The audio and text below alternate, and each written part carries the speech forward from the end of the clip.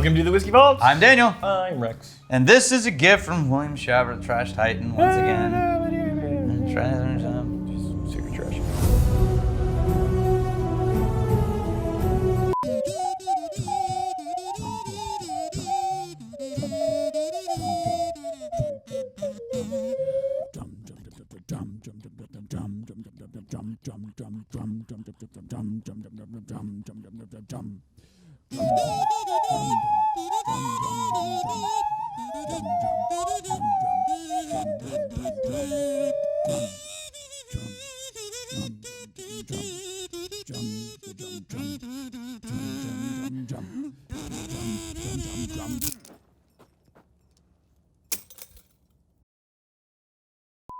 Okay.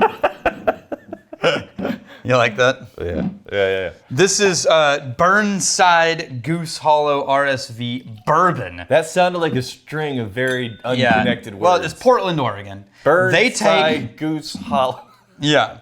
They take bourbon. Nouns. Yeah, they take bourbon and combine barrels and then finish it this round in 𝘘𝘶𝘶𝘳𝘶𝘴 oak barrels. Where have I heard this? Was it Yeah, Westland? Westland did a 𝘘𝘶𝘶𝘳𝘃. Yeah. Okay, what is the 𝘘𝘶𝘶𝘃? If I remember correctly, and I'm going from memory right now, I think it's local to it's oak that's local to the Northwest. Oh, nice. I like a lot of the stuff coming out of the Northwest. Like Oregon oak, if I remember correctly. This is a nice. That's a nice. Oh, nose. so they double oaked this like a Woodford, right? This is a nice nose. They call it Oregon oak. I have to look again. Portland, Oregon. 𝘘𝘶𝘶𝘃 𝘘𝘶𝘶𝘃 batch finish Burnside Goose Hollow RSV bourbon. Good Lord. Now here's the thing. I'm pretty sure they're sourcing this bourbon because they say that it's a mix of the South and the Northwest. Uh-huh. And I think they're maybe considering Indiana to be a South. I don't know if it's MGP. I don't think it is. Is tea tree oil a thing? It is now. Super oily, dark, almost like a varnish on an antique. Yeah, varnish. wood. It's closer to a varnish, like a cleaning. Oh, it's so dark. Like the color of this, the nose presents with every bit of that density. Yeah, it's very dark. Yeah.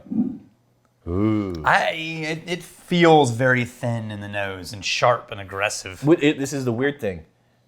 Thin, yet the intensity of like the varnish note and the oiliness and like almost a. Can you have a thin molasses? Is that it? I don't know. Nah. Oh, it's better in the palate. That's where it gets in your classic bourbon, and I do think this is MGP. See, here's the thing. I thought it was thinner on the palate than the nose. You were finding more thinness on the nose than the palate. In the first roundness, then it drops off of cliffs and leaves only sugar as an aftertaste. So it does this flush of intense sweetness, brown sugar, classic bourbon, kind of herbal, and then it goes through and softens into really fast, softens into thin sugars. 46%. I get a molasses in there, and that's what's keeping me from being able to say thin. Maybe a little bit of a molasses mixed with water, but that flavor. Then there's a little dryness for me on the back end of the palate. It's tannic. Yeah, if I spread it around and really let it sit, it turns dry and tannic. I got to go in from a different. Try to find something else in there. It sounds so gross. Really aerate it. Is that a real technique now?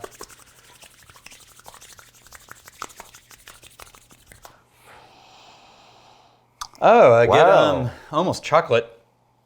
The And wood and char. Christmas. Wood char. The oak char. Yeah, it's a Christmas fire with like some like hot cocoa in the background or something like that. I get these almost chocolate notes. And pancakes. And, the wood char is like a wood burning kit for me.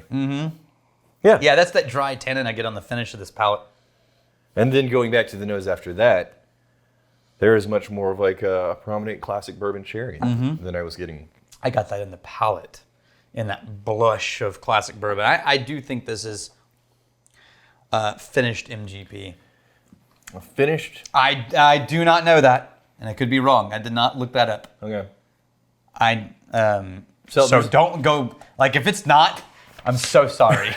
That I'm just like, well, I've blown their cover. To your point, there's very classic bourbon-y notes. Yeah. We were talking about like the molasses and the oak and the cherry. But maybe it's the 𝘘𝘶𝘦𝘳𝘶𝘴 that's throwing like this interesting wrapper around it. I think it is, and I think it would have been more prominent if it wasn't 46. But that's not a super low proof. I mean, no, it's reasonable. It'll carry a lot of stuff there. I'm gonna let this breathe for a little bit because it seems like it would. Yeah. We'll just give it a minute. Brandon Dufresne, you guys should get Brianna and Emma to review any benevolent bottles. Dude, our benevolent list. Oh, by the way, tomorrow. Yeah. Oh, it's not tomorrow. Anyway, on Rare Whiskey Friday, this is gonna happen in reverse order for you guys. Yeah. Because Rare Whiskey Friday is gonna come out before this conversation. Okay. Yeah.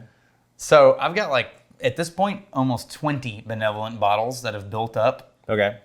Do we want to handle that in one giant benevolenting on a Rare Whiskey Friday? So, as long as we taste them. No, that's not how benevolenting works. No. It's way too many. It's just a little sip. Nope. Just a little sip. Nope. I will be the stunt taster. No. I will take this for the team. No. With my helping. No. And sacrifice to the cause. No, I'm just looking out for you and denying you of that request. Yeah, right. Yeah.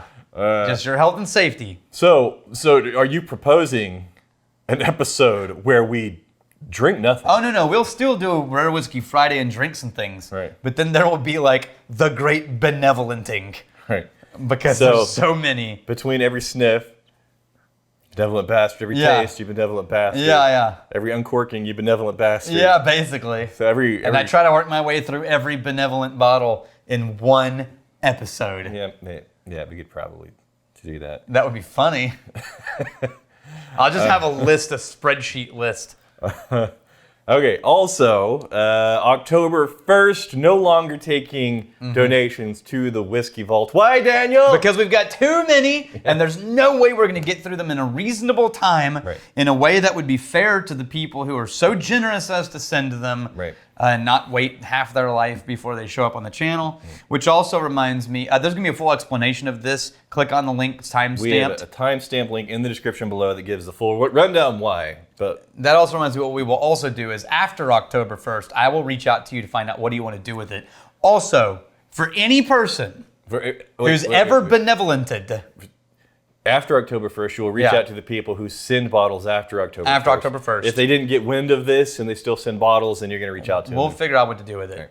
But also, if you got benevolented and you didn't realize it was going to be a benevolenting, shoot me an email. We'll figure out something. Right. So, in the meantime, going back to this, which you swear up and down is MGP, I'm not so sure. You went on record as saying, if I recall correctly. Oh, wow. It did open up a little bit. It did. Here's the thing. I kind of keep wanting to live in the nose because I like the nose better than the taste. I agree. But taste it, and you'll taste what I think is always reminding me of our Eleanor's. Like, there is orange, brown sugar, molasses, and barrel tannin. I will say this, though. The 𝘘𝘶𝘦𝘳𝘶𝘴 finish, that wasn't just, an interesting just for name thing. Only. Yeah, it is bringing something to the table that if it is, MGP. Yeah. And if it isn't, it's still throwing some classic bourbon notes. But in addition to those classic bourbon notes, the 𝘘𝘶𝘦𝘳𝘶𝘴 finish is doing some interesting stuff that I enjoy. I agree. Here's to fighting, stealing, and If you drinking. fight me, a fight for a friend. Steal, may you steal your liver side. And if you drink, may you drink with us.